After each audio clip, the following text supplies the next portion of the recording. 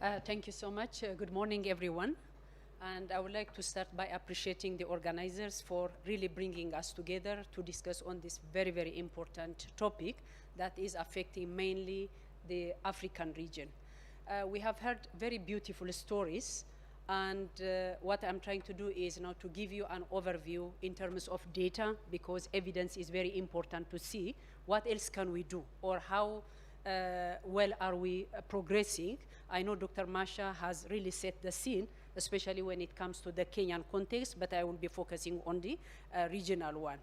So, yes. So I will be focusing mainly on Eastern and Southern Africa region. And earlier, Dr. Masha has said really some of the statistics that I will be referring to. But in the ESA region, that is Eastern and Southern Africa region, we have about 20.8 million people living with HIV. And globally, we have 39. So you can see the burden is even within Africa, in Eastern and Southern Africa. When you see children, we have 930,000, women 12.7 out of the 20.8, and young people 1.9 million. So the annual new infection in our region is about 500,000 compared to the 1.3 million globally, and I will come later on which countries are most affected.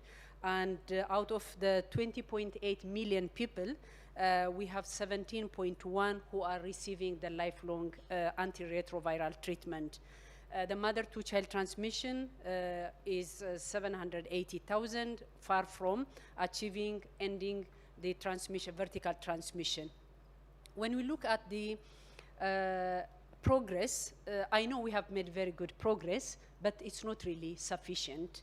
And when we compare the 2010 data to 2022, you can see that in Africa, in the sub-Saharan Africa region, we have really done well. That is the blue line, meaning we have really managed to drop the new infection. Oh, something happened. The number of new infection by 2022 from almost 1.1 million to about 500,000. There is an echo? Okay. But when you see in the other part of the region, really it's kind of stagnating, meaning there is not much progress. So from that sense, I think we can be proud that indeed we are making progress. Looking at the distribution in the Eastern and Southern Africa region, in fact, South Africa has the highest burden of HIV, and you can see that almost 33% of the global epidemic is concentrated in South Africa, and I think my sister also spoke to that. And second is Mozambique with 20%, then Uganda 10%, Zambia 7%, and Tanzania 6%. If I continued, Kenya would come now the fifth or the sixth country in terms of the burden. You can see on the right-hand side, you know, the prevalence or the rate of burden in the Eastern and Southern Africa region countries. When we look at the burden among women, because that's now the topic, right? Yeah, we are looking at HIV and women.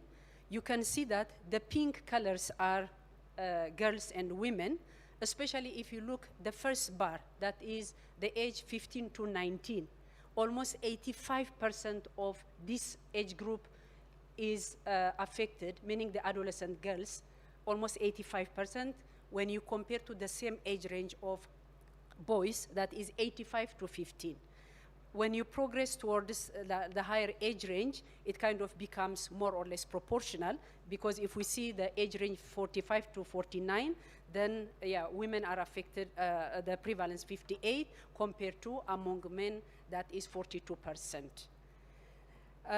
Then when we see the treatment, I think earlier Dr. Masha and my sisters were really saying that when it comes to testing, I think we are more brave, right? Yeah, to come forward and get tested. So you can see that the pink color is now female, generally, who are really, you know, accessing services to know their HIV status. But when you compare men across all range, they are really left behind for a number of reasons. We know the social norms. We know the unhealthy masculinity, right? Yeah, they don't want to be seen weak, and that's why they delay. And in fact, the death rate among men is higher compared to women. So this is basically what it is. And then when you look at the viral suppression, unless people know their status, and unless they adhere to their treatment services, obviously the viral load is high, and it's not possible to achieve the U equal to U. So that's why now we need to engage men and making sure that they are also accessing, not just in support of women, but also for their own health. And that is, I think, something that we'll be focusing on moving forward. When we dive into the adolescent girls and young women, especially the 15 to 24 years old, again, you can see South Africa leading. Almost every 1 hour, we have 6 infections, and out of these 6, 5 are among young women. So what can we do? I think my sister talked about gender-based violence, sexual gender-based violence, the inequality generally. And if we look at globally, we have about 4,100 infections happening every single week globally. And out of that 4,000, 3,100 are happening in our region. So this is really alarming, and it calls on all of us, okay, how can we really do business differently? Because we cannot expect, good result by doing the same thing. So what else needs to be done? I think that is also, the agenda and the discussion of this workshop as well. So you can see Mozambique, Uganda, Zambia, as I have shown earlier, that the burden or the number of new infections in this region. Looking at the decline in new infection, we have progress that we celebrate, obviously, but we need to do more. So what else can we do? What solutions, what science can we really bring that is friendly to women and girls so that they are able to prevent any new infection, but also reducing the vulnerability that we are experiencing because of the inequalities, all forms of inequalities that even Dr. Masha presented very well. So you can see that the bar below is kind of showing the decline, but in some areas, even the infection is increasing. Looking at the viral load suppression again among the adolescent girls and young women, especially 15 to 24, you can see that they are left behind because the blue bar is showing, the adult, but the orange bar is showing the AGYW 15 to 24. So that is also an area that we need to focus on to make sure that indeed our adolescent girls and young women are not left behind, or anyone should not be left behind for that matter. So it's very key, to focus and have youth-friendly interventions, and I will talk to that later on how we can empower communities, because we might have very beautiful facilities manned with manpower and everything, but if people are not going to the facility, then we are not going to achieve the results. Looking at the gender-based violence, some of the areas again that fuel the epidemic, we can look at the underlying causes, then the patterns, so the structural issues generally, because UNAIDS developed the global AIDS strategy with an inequality lens, because it's the inequality that is fueling the epidemic, and unless we address those structural barriers, it's going to be very difficult to achieve the beautiful or the ambitious targets that we have set, like achieving 95, 95, 95, in order to achieve the U equal to U. And also from the structural point of view, we have again another ambitious target called 10, 10, 10, which I will come to that briefly. So this tree shows what are really the underlying causes, what are the patterns or the reasons behind this epidemic, and what is happening exactly that we are seeing the high burden in our region. The intimate partner violence, and I think, we have spoken to that. If we have that, then obviously HIV is right at the door. So that is also an area that we need to focus. Looking at some data, because data is not always available, unfortunately, because unless we are intentional to gather those kind of data, it's not going to be available, so that it doesn't inform us where to prioritize our investment, also design the intervention. So this graph is just looking at 18 countries where we were able to have data, and looking at where women and girls have power on their sexual rights, or whether and when to access services then the probability of preventing HIV, preventing STI is high compared to those who do not have that right. So that's why we talk about sexual reproductive health and rights should really be empowered. It's a health issue. If there is no human right, there is no health outcome. So it's very important to focus on that as well. The triple threat or the triad challenge that Dr. Masha spoke about earlier.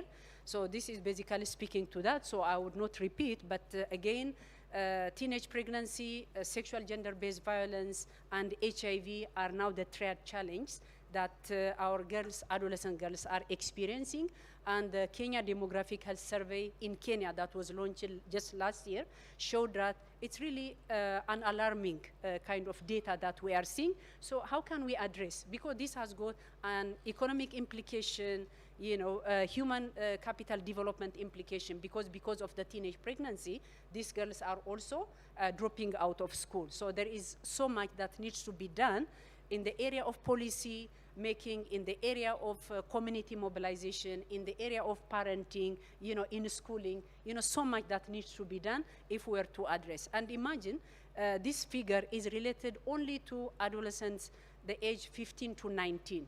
In fact, during the World AIDS Day, I joined Dr. Masha to one of the counties, and we went to one of the sub-county hospital where we met 10-year-old girl, you know, pregnant, and she doesn't even understand what is really happening to her.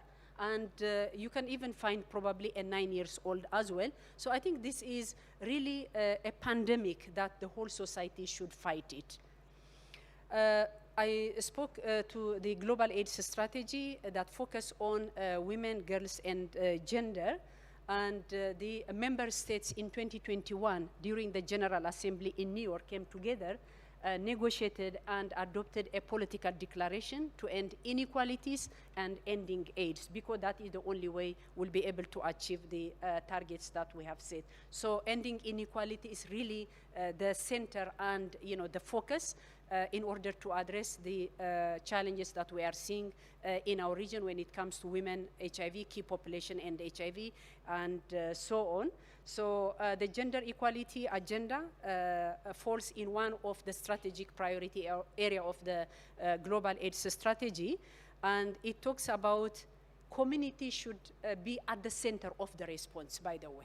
And we have a very, again, ambitious target that focuses on, that it says 30, 80, 60, that needs to be achieved by 2025. That is 30% of the response should be led by communities, that is women-led organization, youth-led organization, and key population-led organization. Especially the prevention activities, 80% should be led by this community organization, and that's why UNAIDS identified as a theme last year, 2023, the theme was let communities lead, because that is the only way if we empower our communities, because they are able to really deliver and reach the unreached. So that is basically what the one of the pillars of the strategy is talking about. So as I said, the 10-10-10, so 10 is like less than 10% of countries globally do not have, you know, discriminatory or criminalizing laws. Unfortunately, we have some trend, you know, in our region where there is a movement against, you know, key population, against the right of sexual reproductive health and rights. Then the other 10% relates to a population who are experiencing stigma and discrimination. Yes, there is a progress, meaning a reduction in stigma and discrimination, but still we are far from where we want to be. So it's very important to focus on addressing the stigma and discrimination. And then the final one is, again, the gender inequality, which is, again, you know, the focus or the topic of our discussion for the coming 2 days. So basically, this is what I wanted to share. But again, I want to emphasize that data is very critical, you know, for us to really prioritize where investment, what investment we need. Also to call on our governments to put more resources, because HIV is not yet over. It's still affecting our region, as you have seen. And also putting communities at the center, so it's not one approach, you know, addresses all the challenges that we have, but we need to empower, resource our community so that they are able to reach, and hopefully, because we don't have cure, we have to use all the solutions that we have until we are able to come up with a cure like, the COVID-19. So thank you so much, and appreciate for getting this opportunity to share with you. Thank you.